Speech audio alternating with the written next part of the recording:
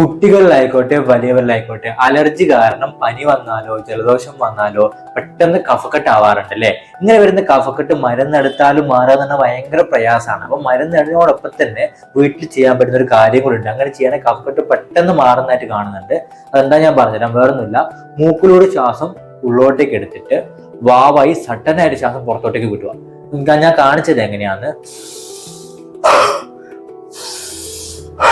ഞാൻ ഇവിടെ ഒച്ച കേൾക്കുന്നില്ലേ? ഇങ്ങനെ ചെയ്യുന്ന വഴി നിങ്ങളുടെ ലങ്സിലുള്ള കഫക്കെട്ടൊക്കെ തന്നെ പെട്ടെന്ന് പുറത്തോട്ട് ഇളകി വരാൻ സഹായിക്കുന്നുണ്ട്. മരുന്നിനോടൊപ്പം ചെയ്യുകയാണെങ്കിൽ തന്നെ പെട്ടെന്ന് റിസൾട്ടും കിട്ടാറുണ്ട് കേട്ടോ. അപ്പോൾ അലർജി ആൾക്കാരൊന്ന് ശ്രദ്ധിച്ചേക്കട്ടോ.